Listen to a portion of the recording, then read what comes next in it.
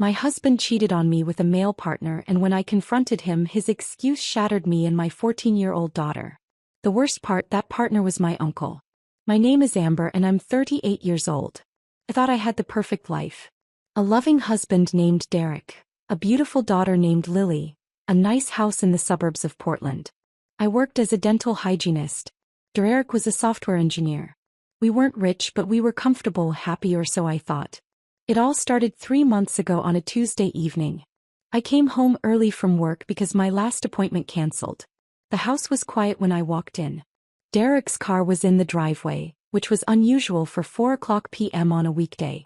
I called out his name. No answer. Then I heard it. A sound coming from our bedroom upstairs. Not the sound you're thinking. It was laughter. Deep masculine laughter. 2 voices. My heart started pounding. I kicked off my shoes and walked up the stairs as quietly as I could. The bedroom door was slightly open. I could see shadows moving inside. I pushed the door open. Derek was sitting on our bed, fully clothed, thank God. But he wasn't alone. Next to him, also fully clothed, was my Uncle Marcus. They both jumped when I walked in. Amber, Derek said, his face going white. You're home early. What's going on? I asked, looking between them. Something felt wrong, but I couldn't put my finger on it yet. Marcus stood up quickly. He's my mom's younger brother, only 42. He's always been the cool uncle, the one who brought expensive gifts for Lily, who helped us when we needed money for the down payment on our house. I should go, Marcus said, not meeting my eyes. No, I said, blocking the doorway. Someone tell me what's happening right now. Derek ran his hands through his hair. He does that when he's nervous. It's not what you think. I don't know what to think, I said. Why are you two in our bedroom in the middle of the day? That's when I noticed it. Derek's laptop was open on the bed. I could see the screen from where I was standing. Bank statements, lots of them. Are you having money problems? I asked. Is that what this is about? Marcus finally looked at me.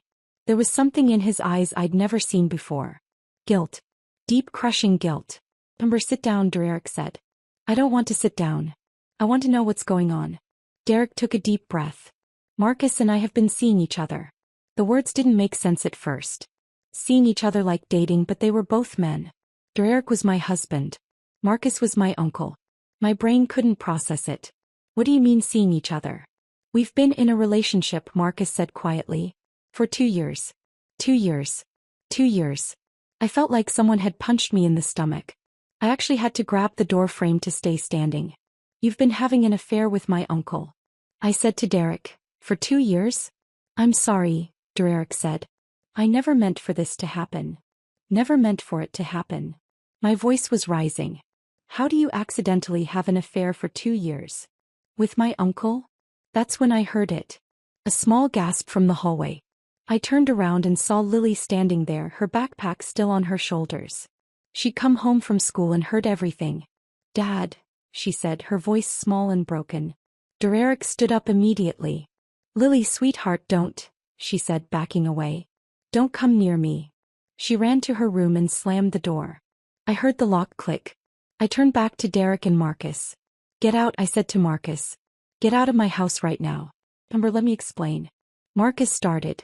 Explain? I screamed. You've been sleeping with my husband. My husband?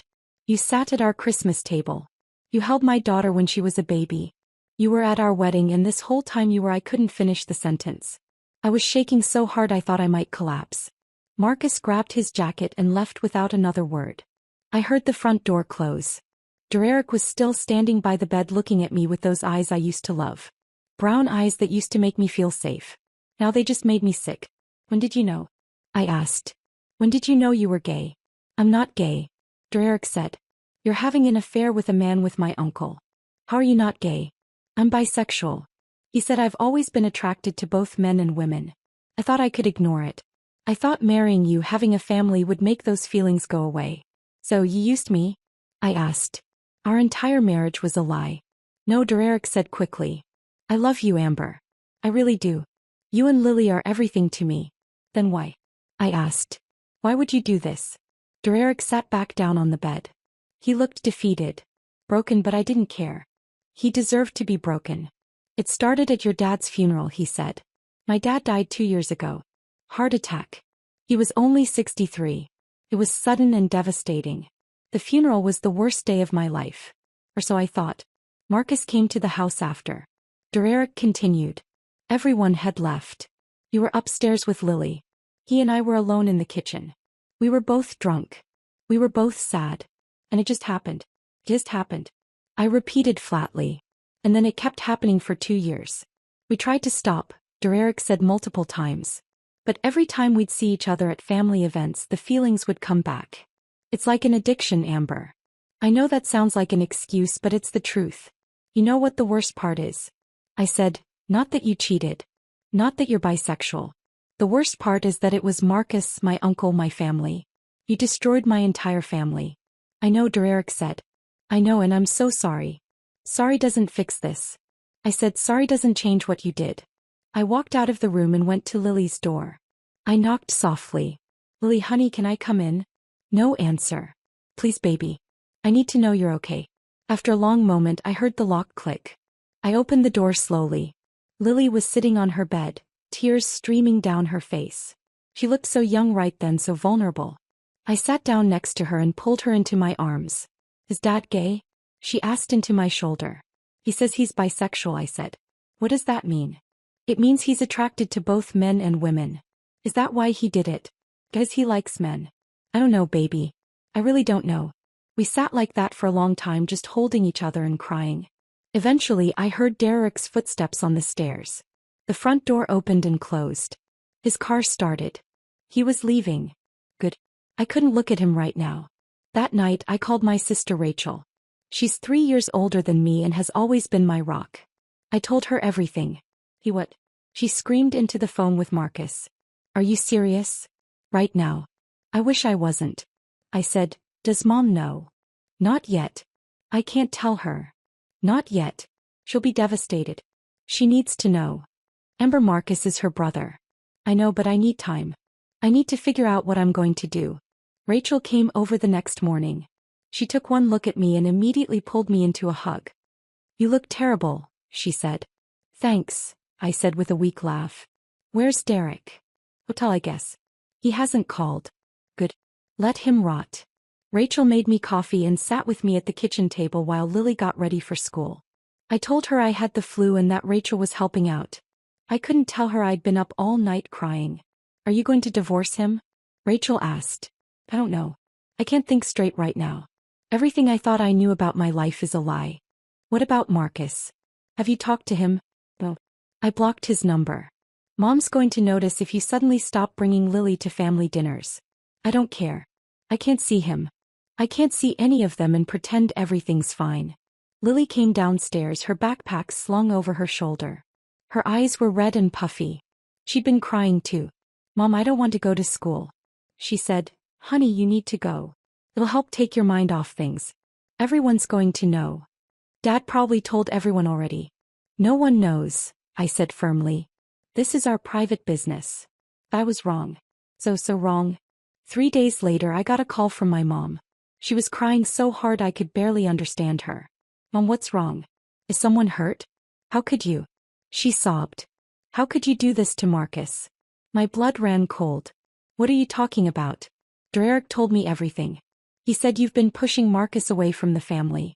That you're trying to turn everyone against him. He what? Derek came to see me yesterday. He said you're having a breakdown. That you're being paranoid and accusing Marcus of terrible things. I couldn't believe what I was hearing. Derek was trying to get ahead of the story. He was making me look like the crazy one. Mom, that's not true. Derek and Marcus have been having an affair. I caught them. There was a long silence. That's ridiculous. Mom said finally. Marcus isn't gay. He's dated plenty of women. He's also been with Derek for 2 years. I saw them. Mom, they admitted it. You're lying. Mom said, her voice turning cold. You're making this up because you're jealous. You've always been jealous of the relationship I have with Marcus. Jealous? I screamed. Mom, he slept with my husband, your son-in-law, your granddaughter's father. I don't believe you, Mom said. Derek wouldn't do that. Marcus wouldn't do that. You're having some kind of breakdown, Amber. You need help. She hung up. I sat there staring at my phone, completely numb. My own mother didn't believe me. Derek had gotten to her first and poisoned her against me. I called Marcus. He picked up on the second ring. What did you tell my mother? I demanded nothing, Marcus said. I haven't talked to her. Liar. Derek went to see her. He told her I'm having a breakdown. That I'm making things up about you two. Marcus was quiet for a moment. Derek did that without telling me. So, you're going to let him make me look crazy? You're going to let him destroy my relationship with my own mother? What do you want me to do, Amber? Tell the whole family the truth. Destroy my relationship with everyone I love? You should have thought about that before you started sleeping with my husband, I said and hung up. That night, Derek came back to the house. He used his key and walked right in like he still lived there. We need to talk, he said. Get out, I said. You don't live here anymore. This is my house too. I have a right to be here. You lost that right when you cheated on me. I'm not leaving until we talk. Lily appeared at the top of the stairs. Dad, please leave. You're upsetting Mom. Derek looked up at her. Lily, I need you to understand something. I never stopped loving your mother. I never stopped loving you. What happened with Marcus was a mistake. A terrible mistake. But it doesn't change how much I love this family. Then why did you do it? Lily asked, her voice breaking. Why did you ruin everything? Derek's face crumpled. For the first time since this all started, he actually looked genuinely remorseful. Because I'm weak, he said. Because I've spent my whole life trying to be something I'm not. And Marcus understood that. He understood the part of me that I've been hiding since I was a teenager. So you're saying this is Mom's fault? Lily asked. Because she didn't understand. No. Derek said quickly. This is my fault. All of it. But I'm begging you both to understand that I never meant to hurt anyone. But you did hurt us. I said, you hurt us in the worst way possible. And now you're trying to make me look crazy to my own family. I was trying to protect Marcus. Derek said, if everyone finds out, it'll destroy him. What about me? I screamed. What about what this is doing to me? To Lily? Why do you care more about protecting Marcus than protecting your own family? Derek didn't have an answer for that. Get out, I said again. And don't come back unless I call you. He left. Over the next few weeks, things got worse. Much worse. My mom stopped talking to me completely. She believed Derek's story that I was having some kind of mental breakdown. She told other family members. Suddenly, everyone was looking at me differently at family gatherings I forced myself to attend. Lily was struggling at school. She started having panic attacks. She couldn't concentrate. Her grades were dropping. I took her to a therapist, but she didn't want to talk about it. Derek kept calling, texting, begging me to meet with him. I ignored him. Then, about 6 weeks after I found out, something happened that changed everything. I was at work when my phone rang. It was a number I didn't recognize. I normally wouldn't answer, but something made me pick up. Is this Amber? A woman's voice asked. Yes. Who's this? My name is Rebecca. I think we need to talk about Derek and Marcus. My heart stopped. Who are you? I'm Marcus's ex-girlfriend. We dated for 3 years. He broke up with me 8 months ago and I never understood why until yesterday. What happened yesterday? I saw him with Derek at a restaurant. They were holding hands. I confronted them. Marcus told me everything. I had to sit down. Everything about the affair, about how it started at your father's funeral, about how they've been lying to everyone for 2 years. Amber, I had no idea Marcus was bisexual. He never told me. And now I'm wondering if our entire relationship was a lie. Welcome to the club, I said bitterly. There's something else, Rebecca said. Something I think you need to know about why Derek went to your mother. What do you mean? Marcus told me that Derek is planning to ask for custody of Lily. He's building a case that you're mentally unstable, that you're not fit to be a mother. That's why he went to your family first. He's trying to turn everyone against you so they'll support him in court. I felt like I'd been hit by a truck. He wouldn't do that. Derek loves Lily. Marcus said Derek wants to start fresh. He wants to be open about who he really is. And apparently Lily knowing about the affair complicates that. If he can get full custody and move away with her, he can start over somewhere new with Marcus. I don't know. Marcus didn't say, but Amber, you need to protect yourself. You need to get a lawyer. I thanked Rebecca and hung up. Then I immediately called a divorce attorney. Her name was Jennifer Martinez and she specialized in high-conflict divorces. I told her everything. This is going to be messy, she said. But I need you to do something for me. I need you to document everything. Every text, every email, every conversation. If Derek is planning to go for custody, we need to be prepared. Can he really do that? Can he really take Lily from me? Not if we play this right. But you need to stay calm. Don't do anything that could be used against you in court. No angry texts, no confrontations, no scenes in public. You need to be the stable, rational parent. That was easier said than done. I was barely holding it together. That night I sat Lily down and told her we needed to talk. Are you and Dad getting divorced? She asked. Think so, honey. I'm so sorry. It's not your fault, Lily said. Dad did this, not you. There's something else. Rebecca, Uncle Marcus's ex-girlfriend, called me today. She said, Dad might try to get custody of you. Lily's eyes went wide. What? No. I don't want to live with Dad. Not after what he did. I know, baby. And I'm going to do everything I can to make sure that doesn't happen, but I need you to be honest with me. Has Dad said anything to you about moving away or starting over? Lily looked down at her hands. He texted me last week. He said he wants us to move to California together. He said it would be a fresh start. What did you tell him? I didn't respond. I don't want to move to California. I don't want to leave you. I pulled her into a hug. You're not going anywhere. I promise. But I wasn't sure I could keep that promise. The next day, Derek showed up at the house again. This time he wasn't alone. Marcus was with him. What are you doing here? I asked, blocking the doorway. We need to talk, Derek said. All of us. It's time to put everything on the table. There's nothing to talk about. You cheated on me with my uncle. You lied to my family. And now you're trying to take my daughter. There's nothing left to say. I'm not trying to take Lily, Derek said. I would never do that. Rebecca told me everything, I said. About your plans to move to California. About turning my family against me so you'd have support in a custody battle. Derek looked genuinely confused. What? Amber, I never said any of that. Don't lie to me. Not anymore. Marcus stepped forward. Amber, listen. Rebecca is lying. She's been harassing me since I broke up with her. He's trying to turn you against Derek. Why would she do that? Because she's angry, Marcus said. Because I broke her heart. Because she wants revenge. I laughed. It was a harsh, bitter sound. You're seriously trying to gaslight me right now, both of you. After everything you've done, we're not gaslighting you, Derek said. We're telling the truth. Rebecca is unstable. She's been sending me threatening messages for weeks. She said if I didn't get back together with her, she'd ruin my life. Show me the messages, I said. Derek pulled out his phone and showed me. There were dozens of messages from Rebecca. Angry, threatening messages. Messages that made her sound completely unhinged. I felt the ground shift under my feet. Was Rebecca lying? Had she manipulated me? This doesn't change what you did, I said. Even if Rebecca is lying about the custody thing, you still cheated on me. You still destroyed our family. I know, Derek said. And I'm not asking for forgiveness. I'm just asking for a chance to explain everything, the whole story, because there's more to this than you know. I should have said no. I should have slammed the door in their faces, but something in Derek's voice made me hesitate. Fine, I said. You have 10 minutes. We sat in the living room. Lily was upstairs in her room with headphones on. I made sure she couldn't hear us. Derek took a deep breath. I need to start at the beginning. Way before Marcus. Way before you. What are you talking about? When I was 16, I was in love with my best friend.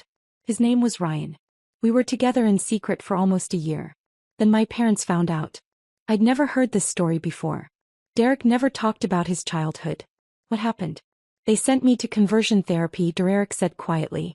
For 2 years they told me I was sick, that what I felt was wrong, that I needed to be fixed. I felt my anger wavering slightly. I didn't want to feel sympathy for him, but I couldn't help it. I'm sorry that happened to you, I said. But that doesn't excuse what you did. I know, but I need you to understand that when I met you, I really thought I was fixed. Thought I could be straight. I thought I could have a normal life. And for a long time I did. I was happy with you, Amber. You have to believe that. Then what changed? Marcus spoke up. Your father's funeral changed everything. Derek and I got drunk and started talking. Really talking. I told him I was bisexual. I told him I'd been hiding it my whole life, and Derek broke down. He told me about Ryan, about the conversion therapy, about how he'd been suppressing his feelings for 20 years. So, you decided to have an affair? I asked coldly. We decided to help each other, Marcus said. We both felt like we were living lies. We both felt trapped. And that night we kissed. It was supposed to be just once, just to see what it felt like to be honest about who we were. But it didn't stop there. I said, "No," Derek said. "It didn't, because that one kiss felt like the first honest thing I'd done in my entire adult life. And I know that's selfish. I know that's terrible, but I can't explain it any other way." I sat there processing everything. Part of me understood. Part of me even sympathized, but the hurt was still there, raw and bleeding. "What about now?" I asked. "Are you two still together?" Derek and Marcus looked at each other. "No," Derek said. "We ended it 3 weeks ago, right after you found out." "Why?" "Because we realized what we were doing was destroying everyone we loved." Marcus said. "Derek's losing his family. I've lost my niece. My sister won't speak to me. Our mother thinks we're both terrible people. And you're caught in the middle of all of it." "So that's it?" I asked. "You just ended it after 2 years?" "It was never about being in love." Derek said it was about finding someone who understood. "But that's not enough to build a life on, especially not when it's destroying the lives of everyone around us." I felt tears burning in my eyes. "You should have told me years ago. You should have told me you were struggling with this.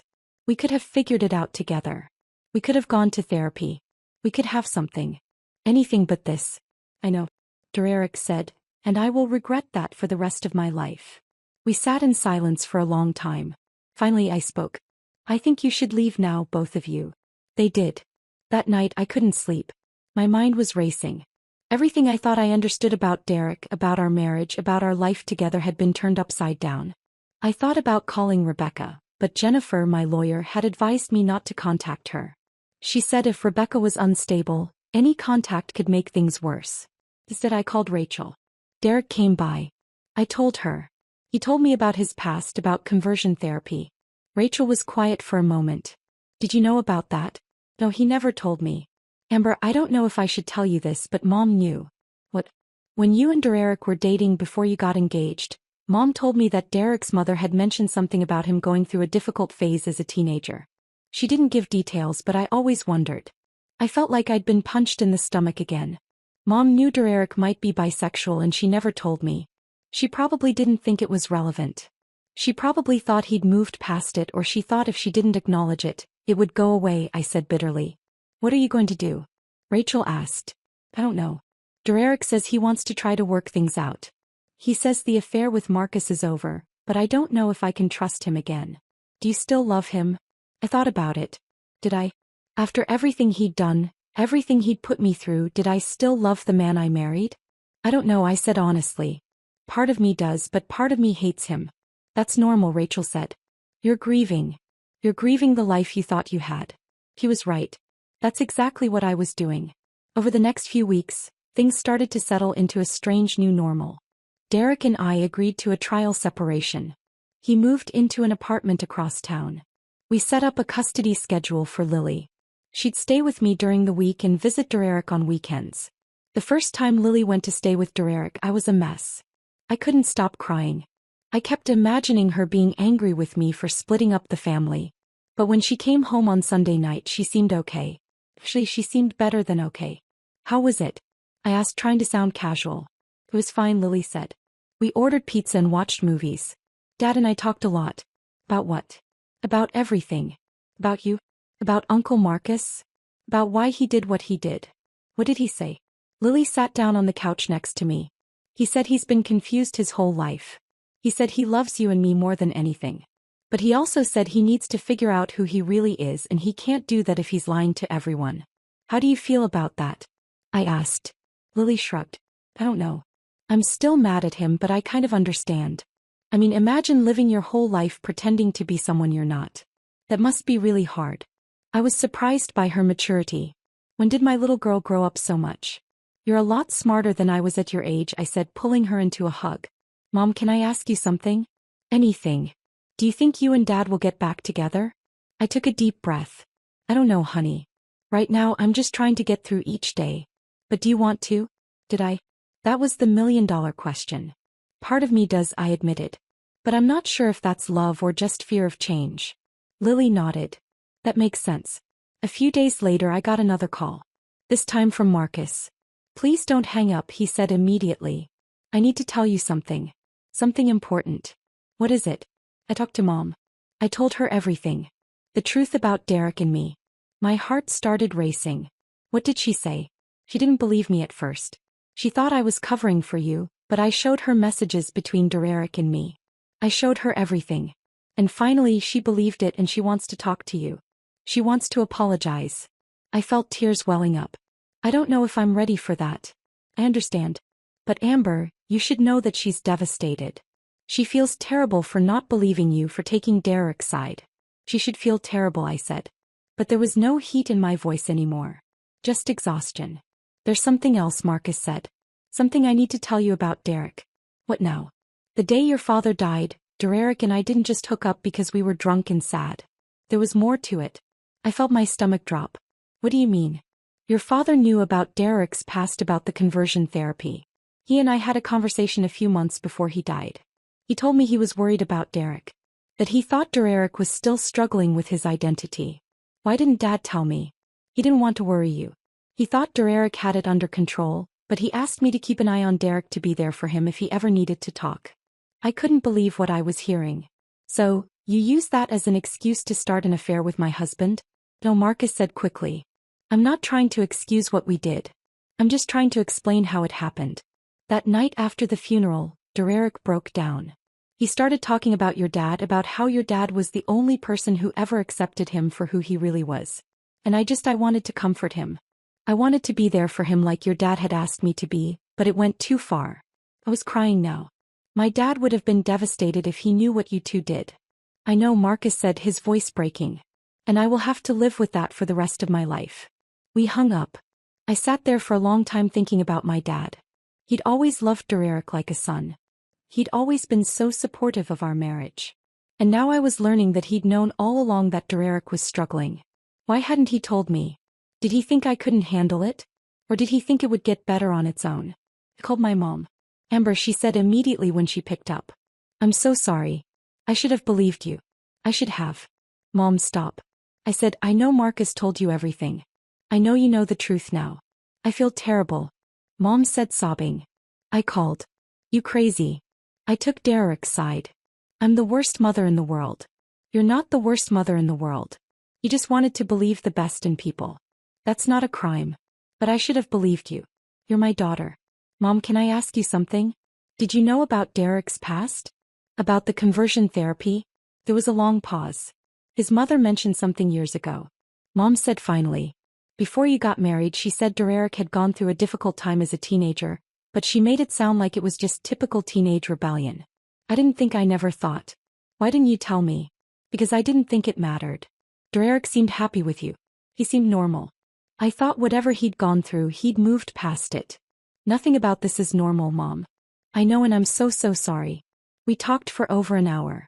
Mom told me about her own guilt, about how she'd been too hard on Marcus growing up.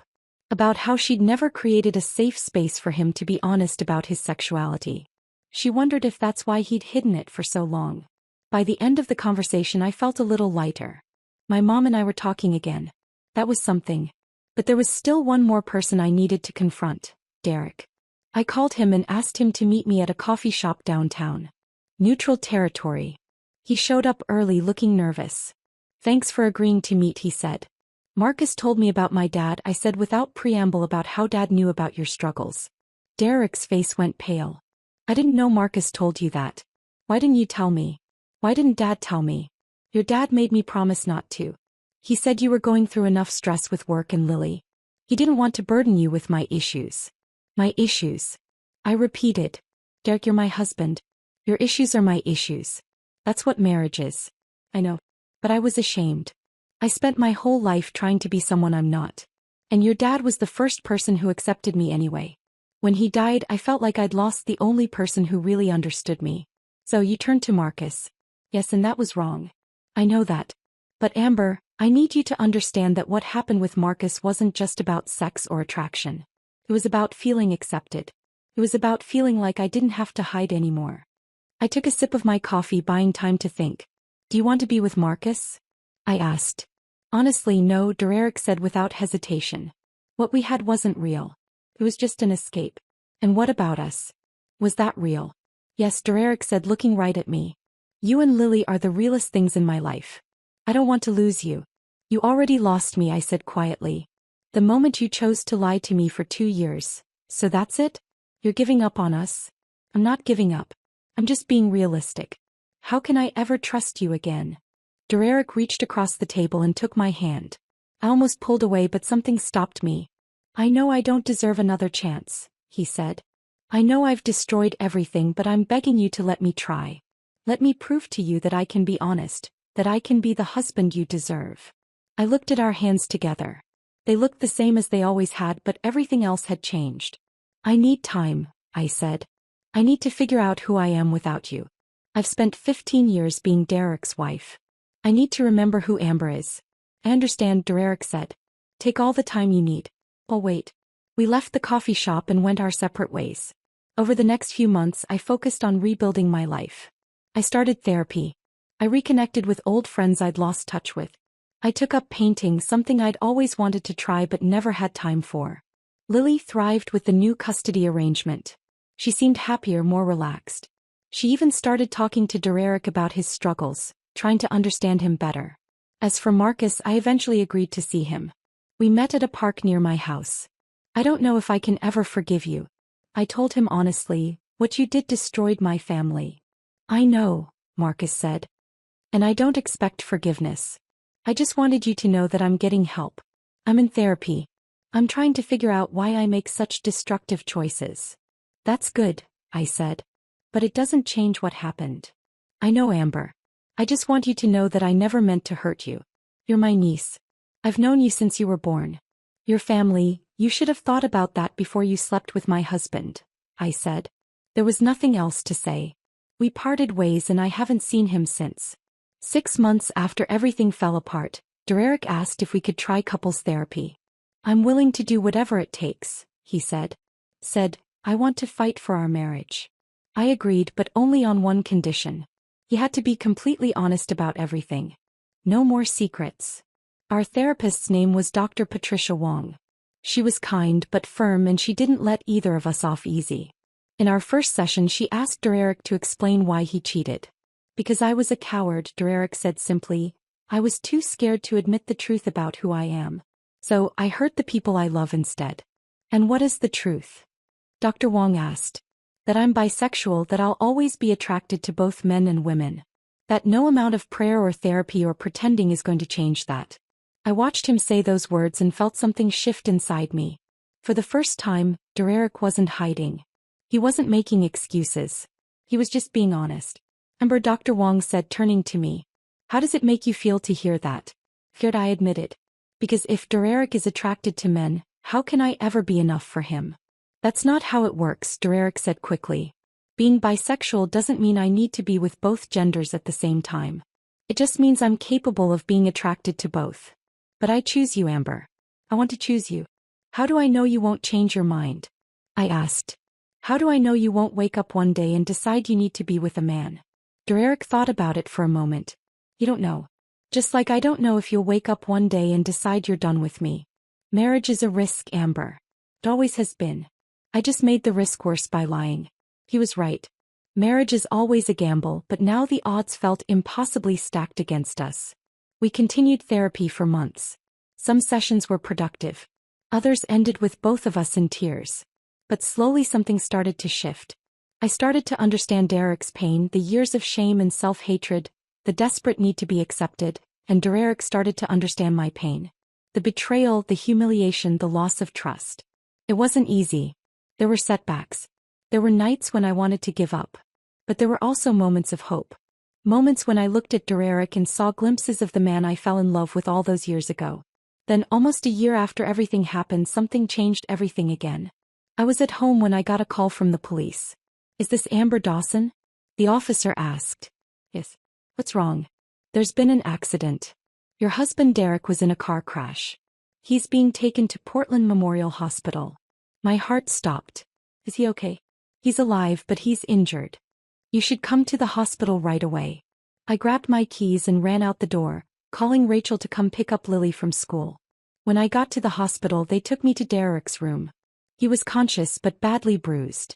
His arm was in a cast. Amber, he said when he saw me, I'm okay. Okay. I burst into tears. Seeing him lying there hurt and vulnerable made me realize something. I still loved him. Despite everything he'd done, despite all the pain, I still loved him. Don't cry, Derek said, reaching for my hand with his good arm. I'm fine. Just some broken bones. What happened? I asked. Some drunk driver ran a red light, hit me head-on. The other driver is okay too, just shaken up. I sat down next to his bed and held his hand. I was so scared when they called. I'm sorry, Derek said. I'm sorry for scaring you. I'm sorry for everything. Stop apologizing, I said. Just rest. I stayed with Derek in the hospital for 3 days. Lily came to visit every day after school. We all sat together in that small hospital room, and for the first time in a year we felt like a family again. On the 3rd day, as Derek was being discharged, he turned to me and said, I want to come home. I looked at Lily. She nodded. Okay. I said, you can come home. It wasn't a fairy tale ending. We still had a lot of work to do. Trust didn't rebuild overnight, but it was a start. Derek moved back in slowly. First just for dinners, then for weekends, then full-time. We set new boundaries. He agreed to continue individual therapy along with our couples therapy. He agreed to be completely transparent about his feelings, even when they were difficult, and I agreed to try to give him another chance, to believe that people can change. It's been 6 months since Derek moved back in. Things aren't perfect. We still have hard days. Days when I remember the betrayal and the pain comes flooding back. But we also have good days. Days when I look at Derek and see the man who's fought so hard to become a better person. As for Marcus, he moved to Seattle. He sends Christmas cards every year, but we don't talk. Maybe one day we will, but not yet. My mom and I are close again. She still feels guilty about not believing me, but I've forgiven her. Life's too short to hold grudges. Lily is doing well. She's 15 now and she's grown so much through all of this. She's more empathetic, more understanding of the complexities of human nature. She told me recently that she wants to be a therapist when she grows up. She wants to help people who are struggling with their identities like her dad did. I think she'll be amazing at it. As for me, I'm still figuring things out. I'm still healing. I'm still learning how to trust again. But I'm also learning that love isn't just about the good times. It's about choosing to fight through the bad times. It's about choosing forgiveness even when it's hard. It's about choosing hope even when everything seems hopeless. Derek and I will never have the perfect marriage. We'll always have this scar. But maybe that's okay. Maybe scars just prove we survived something that tried to break us. And we're still here, still fighting, still choosing each other.